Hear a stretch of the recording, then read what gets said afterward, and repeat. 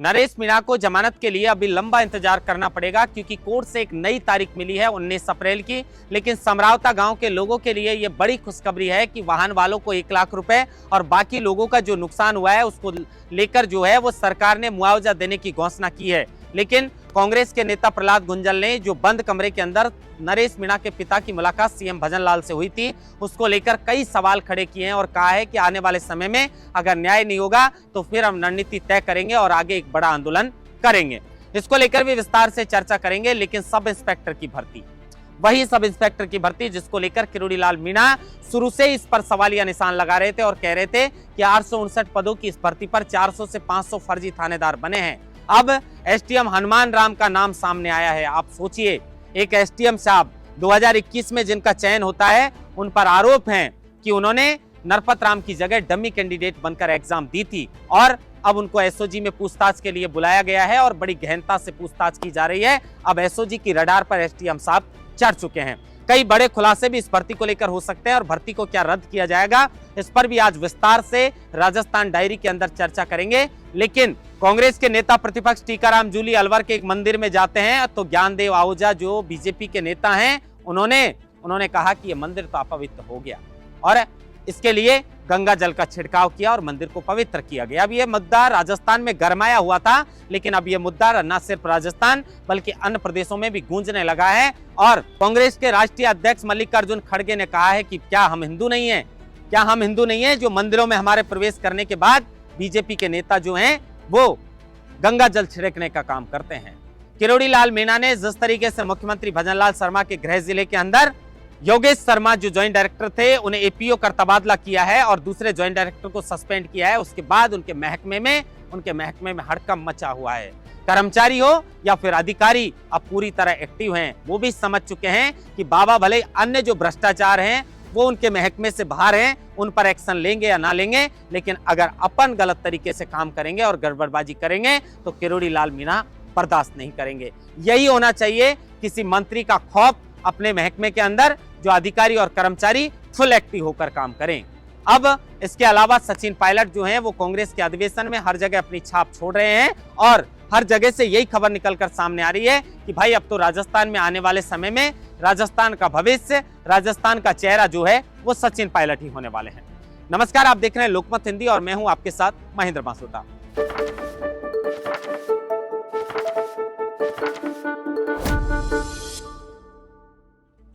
खबर की शुरुआत राजस्थान में जो मुद्दा सबसे ज्यादा गरमाया और जो मुद्दा न सिर्फ प्रदेश स्तर पर बल्कि राष्ट्रीय स्तर पर जो है वो सभी मीडिया चैनल में छाया रहा था, वो मुद्दा था नरेश मीणा का। अब नरेश मीणा को तो फिलहाल 4 महीने से ज्यादा जेल के अंदर बंद हो गए, लेकिन उन्हें जमानत नहीं मिल पाई। उन्हें मिली है तो एक नई तारीख 19 अप्रैल की।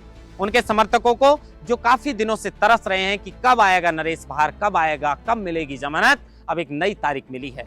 अब नई तारीख का वो इंतजार कर रहे हैं। लेकिन कहीं ना कहीं समरावता गांव के लोगों के लिए बड़ी खुशखबरी आई है कि वाहन वालों को 1 लाख रुपए मुआवजा देने की बात सरकार की ओर से कही गई है, तो वहीं जो बाकी लोग हैं उन्हें भी मुआवजा देने की बात कही है। ये नरेश मीणा की कहीं ना कहीं जीत मानी जा रही है। समरावता गांव के लोगों को जो न्याय मिलेगा। लेकिन कांग्रेस के नेता प्रहलाद गुंजल ने जो बंद कमरे के अंदर मुख्यमंत्री भजनलाल शर्मा की मुलाकात नरेश मीणा के पिताजी से हुई थी, उसको लेकर कई सवाल खड़े किए हैं और उन्होंने कहा है कि मुझे इस मुलाकात से दूर कर दिया गया, जबकि मैं शुरू से इस मुद्दे को लेकर और मुखर नजर आ रहा था। लेकिन अब ये बंद कमरे में जो मुलाकात हुई है, ये बंद कमरे के अंदर मुलाकात हुई है, उसके बाद भी सरकार ने कहीं ना कहीं धोखा देने का काम किया है। एसडीएम साहब अमित चौधरी, उनका एक ऑडियो वायरल होता है जिसमें वो एक पटवारी से बात कर रहे थे। पटवारी से इतनी बदतमीजी से और गाली गलौज से बात करते हैं कि शायद कोई आम आदमी भी बात नहीं करता होगा। उसके बाद मंत्री साहब जो कन्हैया लाल चौधरी है उनसे पूछा तो उन्होंने कहा कि अधिकारियों से काम करवाने के लिए इस तरीके से दबाव देना पड़ता है। लेकिन मैंने कल भी खबर के अंदर कहा था कि दबाव देना लाजमी हो सकता है, लेकिन इस तरीके से बदतमीजी से बात करना और गाली गलौज देना हमारे हिसाब से बिल्कुल भी ठीक नहीं है।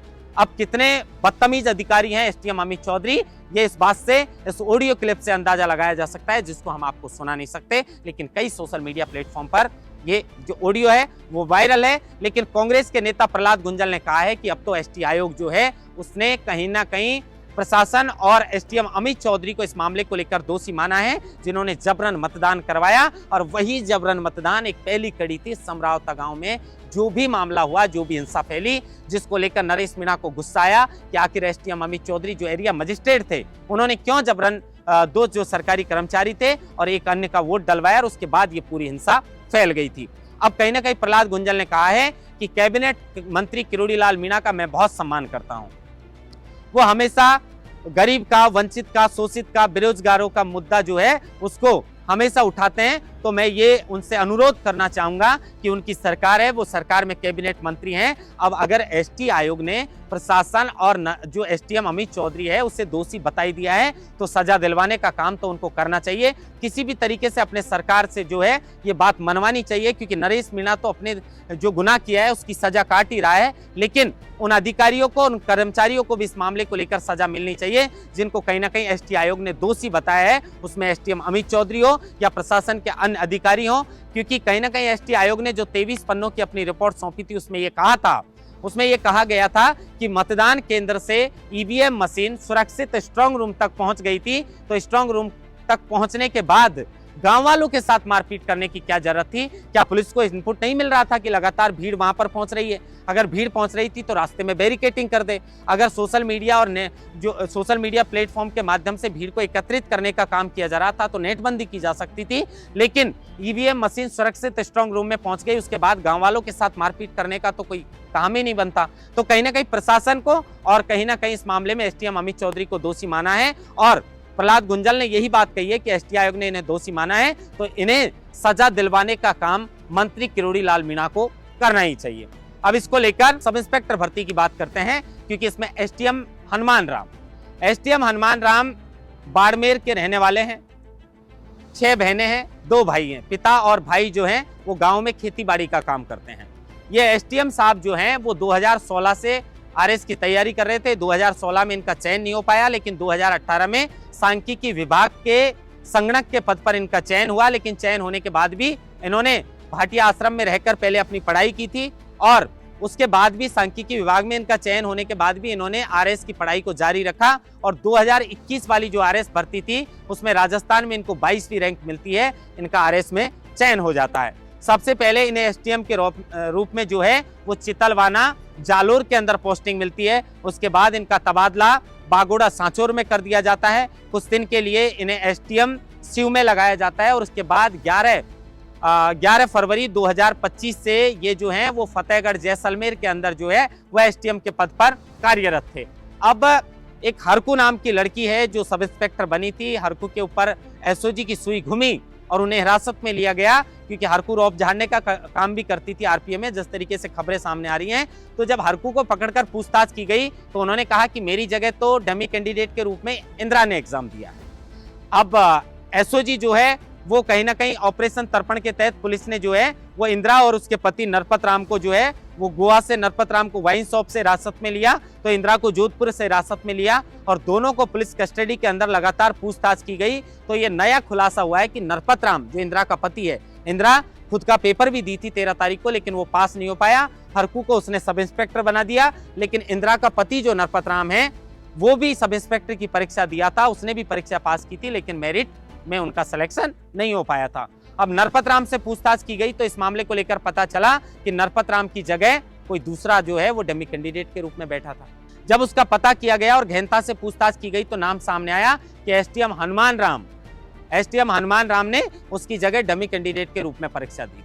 उसके बाद एसओजी भी चौंक गई कि कोई एसडीएम भी इसमें डमी कैंडिडेट के रूप में परीक्षा दे रहा है। उसके बाद तुरंत उनको पूछताछ के लिए बुला लिया गया और उसके बाद गहनता से उनसे पूछताछ की जा रही है। अब एसओजी की रडार पर है एसडीएम हनुमान राम और उनकी मुश्किलें बढ़ सकती हैं। मोटिवेशनल स्पीच भी जो है वो दिया करते थे बच्चों को, लेकिन बड़ी विडंबना है कि जो बच्चों को मोटिवेशन दिया करते थे वो अब खुद ऐसा काम किए हैं, ऐसे काम में फंस चुके हैं कि शायद उनकी नौकरी पर भी संकट की तलवार लटक चुकी है। अगर जिस तरीके के आरोप उन पर लगे हैं, अगर ये सही साबित होते हैं तो उन पर जो है वो खतरे की सुई मंडराना लगभग तय हो चुका है। अब कोई किस पर भरोसा करेगा? ना कोई एसडीएम, ना कोई अधिकारी, ना कोई नेता, सब कुछ ही भ्रष्ट हो चुके हैं आज के जमाने में। इसीलिए मैं कल एक खबर में कह रहा था कि इन बच्चों का क्या दोष है। इन बच्चों का क्या दोष है? इनको कहीं लाइब्रेरी में, कहीं कोचिंग के आगे, कहीं इनके घर वालों को, कहीं इनके रिश्तेदारों को ऐसे झांसाबाज मिल जाते हैं जो कहते हैं दलाल कि हम आपको नौकरी लगा देंगे, इतने से पैसे लगेंगे और बच्चे उनके झांसे में आ सकते हैं। नॉर्मल बात है, हर कोई आ जाता है, बड़े बड़े लोग आ जाते हैं, तो ये बच्चे तो आ ही जाएंगे नौकरी के लिए, क्योंकि बेरोजगार जो हैं वो यही चाहते हैं कि जल्दी से जल्दी हमारी नौकरी लग जाए। तो इनसे एक तो पढ़ने वाले बच्चों को बच के रहना चाहिए और ये जिम्मेदारी सरकारी सिस्टम की है। कहीं ना कहीं कांग्रेस सरकार में जिस तरीके से ये बड़े स्तर पर फर्जीवाड़ा हुआ था, उसकी एक एक काला पन्ना जो है उसका सच अब निकल कर सामने आ रहा है कि कितने बड़े स्तर पर फर्जीवाड़ा हुआ था। खैर, इस भर्ती में अब जिस तरीके से कैबिनेट मंत्री किरोड़ीलाल मीणा ने दावा किया था कि 400 से 500 इसमें फर्जी थानेदार हो सकते हैं, आप सोचिए, न्याय का पहला दरवाजा पुलिस स्टेशन होता है और पुलिस स्टेशन में आप जाएंगे और वहां के थानेदार साहब भी अगर फर्जी होंगे तो वो क्या न्याय दिलाएंगे? वो तो जिंदगी भर जनता का खून पीने का काम करेंगे। लेकिन अब एसओजी का शुक्रिया अदा करना चाहता हूं मैं भी कि एसओजी लगातार इसमें एक के बाद एक गुत्थी को सुलझाने का प्रयास कर रही है और जिस स्तर पर इसमें फर्जीवाड़ा हुआ है तो कहीं ना कहीं इस भर्ती को रद्द करने पर भी सरकार को विचार जरूर करना चाहिए। इसके बाद एक हिंदू नेता एक हिंदू मंदिर में प्रवेश करता है और हिंदू नेता के हिंदू मंदिर में प्रवेश करने के बाद एक बीजेपी के हिंदू नेता ये मान लेते हैं कि ये मंदिर तो अपवित्र हो गया। अब आप सोचिए, ये ज्ञानदेव आहूजा जो बीजेपी के नेता थे, उन्होंने नेता प्रतिपक्ष टीकाराम जूली जब मंदिर के अंदर प्रवेश करते हैं तो उसके बाद वो कहते हैं कि मंदिर तो अपवित्र हो गया, अब इसको पवित्र किया जाएगा। उसके लिए वो गंगा जल का छिड़काव करते हैं। गंगा जल का छिड़काव करते ही कांग्रेसी भड़क जाते हैं कि हमारे मंदिर में प्रवेश करने से मंदिर अपवित्र कैसे हो सकता है। अब यह मुद्दा न सिर्फ राजस्थान बल्कि अन्य प्रदेशों में भी जो है वो गरमाया हुआ है। हालांकि बीजेपी ने तत्काल प्रभाव से कार्रवाई की है, उन्हें पार्टी से निकाल दिया है और 3 दिन में नोटिस देकर जवाब भी मांगा है कि आपने इस तरीके की बयानबाजी और इस तरीके का कृत्य क्यों किया है।